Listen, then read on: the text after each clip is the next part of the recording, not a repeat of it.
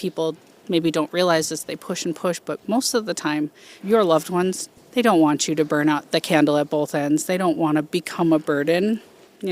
That's a term we hear a lot is we didn't want to be a burden, so we said it was time to come here. And so I think you don't ever want them to feel like they were a burden, but you want to make sure they're getting the best care and they're as safe as possible. And someday, for most people, that means requiring some skilled care.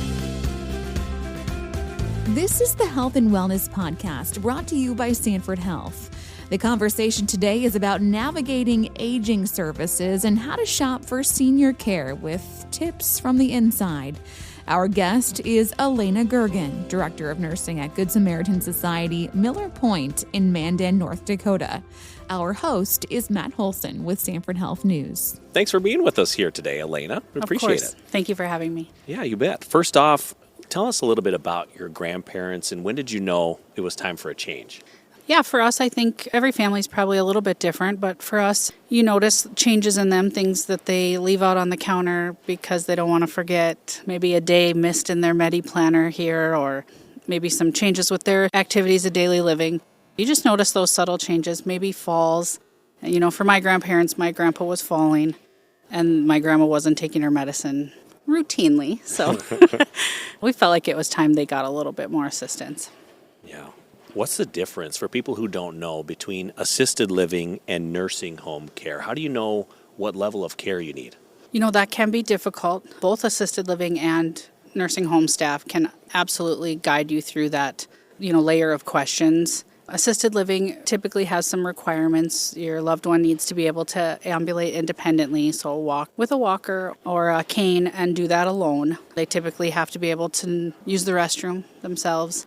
And skilled nursing is a little bit different. We provide a little bit more of that comprehensive care. So if they need help ambulating from their bed to their chair or getting from their bedroom to the dining room, need help using the restroom, need help bathing, those are the things in skilled care that we can provide for them. When it came to your family and your grandparents, was home care an option?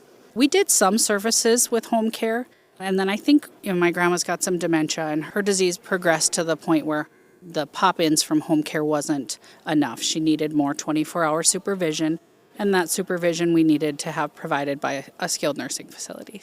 A lot of the talk usually when you're making these decisions is the financial component. How did you navigate that from long-term care insurance to Medicare, managed care, and maybe Medicaid? Absolutely, can be very complicated. I would encourage people to go and visit with social services at their prospective facilities. They're very, very knowledgeable, very useful. For my family, it was a little bit easier. My grandparents were North Dakota Medicaid prior to going to the nursing home, so that was a very smooth transition. There is a little paperwork involved, but like I said, social services was instrumental in assisting us with getting that stuff completed and making sure we had all the I's dotted and the T's crossed. So as far as nursing home insurance and Medicare, that's very complicating.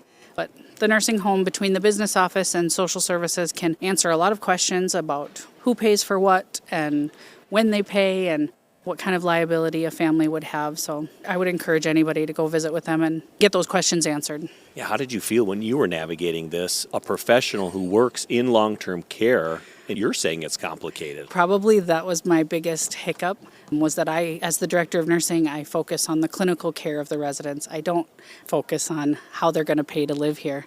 So it was definitely my biggest learning curve in making sure that they could come and that they could stay and that we were going to get the bills paid and get them what they needed. So yeah, I absolutely had to lean on social services quite a bit to help me through that, but we got there. You have some great teammates, I bet. Before moving to Miller Pointe, had your grandparents received other senior services? They had, yes. And the community's got some great home and community-based services, they're called. So we did have laundry service coming in. We had an aide coming in that would help with bathing. I primarily did the medication pack refills. But we did have them come in and do some cleaning, some cooking. So some of those services are available, and they definitely helped my grandparents be able to stay in their home longer. And that's usually the goal, is to stay at home as long as they can until that becomes not a reality. So, how long have you been a nurse, and how long have you been working at Miller Pointe? Yikes. I have been a nurse 19 years. I have been at Miller Pointe 15, actually. Did you look at anything through a different lens when you were thinking about the center being your grandparents' home? Yes and no. I mean, there's always going to be, that transition from home to a facility comes with a little bit of guilt, I guess I would say. Everybody feels a little bit of that when you need the help and you can no longer do the care yourself. But for us, I think I run a facility so that I want to bring my grandparents there. And so it was an easy decision to make. I want them to be here. I know that it will come with some challenges, but I know what kind of care they're going to get.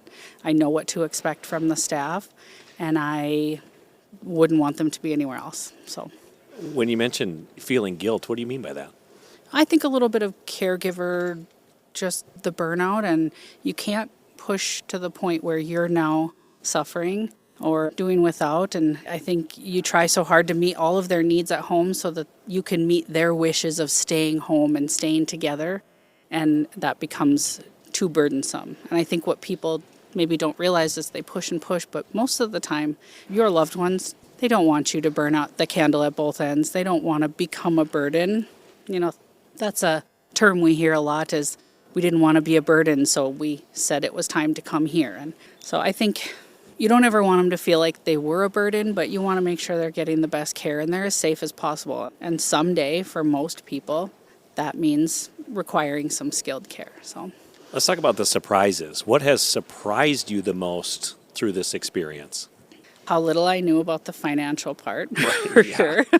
And I think how important the family involvement is in making sure that the facility can develop a care plan that is really all-inclusive and kind of adopts all of your loved ones' nuances and their niches. They meet with the dietitian, and I saw her go into the room and visit with them, and she came out, and a couple breakfasts later, my grandpa was like, "Boy, I sure hate wasting all this milk." And I said, "Well, just tell him you don't like milk. You've never drank milk before." And he said, "Well, I didn't tell him that because I didn't want to seem picky." So those details, that family involvement and giving us all that information, you know them better than everybody else. So it was surprising to me how much I needed to convey to the staff to make sure that they knew these are their preferences, these are their likes and dislikes, these are kind of their routines and their tendencies, and this is their religious preference, and those types of things to make sure that transition is as smooth as possible. And as a staff member, you welcome that input, I would assume, right? Absolutely. Absolutely. As a director of nursing and now a family member of Miller Pointe, what questions should a family member ask when looking for a nursing home for their loved one? I think that's going to depend on your loved one. For my grandparents, they're not group activity kind of people, so I didn't need to know a lot about the activity calendar. But I did need to know about what offerings we had for religious services, because they are religious. And so I needed to know that information. We have some families who come and their loved ones are card players and they're craft doers. They want to make sure that we're going to offer those services. So focus your questions around the things that are going to meet the needs of your loved ones that you're bringing in. If you have questions about laundry, if mom was real particular about how laundry got done, let's ask those questions so we can hammer that out in the beginning. And, food, lots of food preferences. So let's talk about those and, focus your questions kind of on the things that are most important to your loved ones so that we can make sure that we're going to meet their needs from day one. A little more tailored experience. Yes. Who would you suggest folks reach out to ask those questions or to meet before they make these decisions?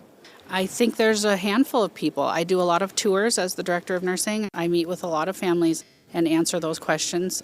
Social services, they have a lot of the answers that people are looking for, so we tailor a lot of those tours to them when they're available. But really anybody in the clinical staff or in social work can help you, answer whatever questions you may have about that transition. How are your grandparents doing today? How did they adjust to the move? Great, actually. They're doing very well. They live in a double room, which that was their goal, is to just live together forever. Doing really well, happy to be together, happy to have the care that they kind of knew they needed, and happy to know that their loved ones can just come and visit and be their family member and not their caregiver. They love that. So that's the ideal situation. What should a family member expect in terms of communication and updates on their loved ones? Lots of communication, actually. The nursing home facility should be updating you anytime there's a clinical change with your loved one, anytime there's a medical change, anytime there's a treatment change, anytime we have a question on how you want something to be handled. Communication with the nursing staff and the social services staff is really kind of a very ongoing open line of communication. We also have a lot of families who call just to check in, and we welcome it. You call and just say, hey, I was thinking about Mom. How was her day today? We're happy to tell you. We know that she's your mom. We get it. Our loved ones live there too, so. Absolutely. And how would you frame that for those family members? Because that interaction improves their quality of life, their well-being, right? It does. Don't feel like you're bothering the staff. Absolutely not. No, we love to know that they have people out there that care about them. We love to know that you're engaged and that you want to be involved in their overall care and that you want to provide feedback to us. Every opportunity we have to learn something more about the patient is a better situation for them. We learn about them and they have a better experience. What does a typical day look like right now for your grandparents? Well, really, they're retired. They remind me a lot, so they can do whatever they want. But breakfast, my grandpa's a minister, so they do Bible studies together. They will attend the music activities that occur after lunch. And then in the evening, most of the time they have a family visitor, so they'll do that. They're living the life. You know what? They're having a great retirement. That's great to hear. What role do family members have in the care of their loved ones? Yeah, it's instrumental. And I'm learning that more from this role than I ever had in all my years in long-term care is how much my involvement helps the nursing staff provide the best possible care. My grandparents, they currently love the staff that are taking care of them, and it's because they know things. At Christmas time, we do gifts. The staff buy gifts for all the residents, and my grandpa got malt mix. And he said, how did they know I like malts? Well, I told them you like malts. He still talks about getting this malt mix from the staff at Christmas time, and he was so excited. But it was information that they sought out from his family member to provide a more tailored experience for him. For him to feel like they knew him and they care about his well-being on top of just his happiness is huge for them. It's a trust factor that builds over time, and it's really invaluable. I was about to say, those little things do mean a lot and build a lot of trust, that's for sure. We're talking about tips from the inside. What are some pro tips for family members who want to support their loved one after they move into a nursing home? I think there's lots you can do, and I think it's a tailored thing towards your specific family member. Like I said earlier, my grandma's got dementia, and so we put together a lot of photo books of the olden days and her siblings and her cousins and her home, and being able to bring those and go through them with her is a great experience for her. My grandfather likes to play on his computer and watch train videos, and he was in the Air Force, so he watches a lot of videos, things about the military. And so we made sure that he got his computer set up. And so those little things that, you bring those things to help have a pleasant experience when you visit, and you bring the things in that help them have a pleasant day when you're not there to visit. I think just overall is a warm, home-like environment that they can enjoy, and they can feel like they're, safe and well cared for and not a burden to anyone, really. Is there anything else that we haven't covered yet that you'd like our audience to know when it comes to tips from the inside? I think I would say come and visit. I think there's a lot of misnomers out there about skilled care, and I think getting a feel for the place, taking a tour with one of the employees, looking at the other residents as you walk around and seeing how comfortable they are and them enjoying each other, making friends with other residents and enjoying activities. I think it really helps people get a better feeling and a little bit better layer of confidence when you're looking for placement for your loved one. That is a scary experience. We know that. I know that firsthand. And so I understand, but I think getting to know these facilities and just giving them a chance, we're never going to turn down an opportunity to take you on a tour and answer your questions. So to be able to do that and kind of get a feeling as you walk around that this place is actually really warm and these people look well groomed and happy and well cared for, I think it would really ease a lot of that. This episode is part of the Health and Wellness series by Sanford Health. For additional podcast series by Sanford Health, listen wherever you hear your favorite podcasts and on news.sanfordhealth.org.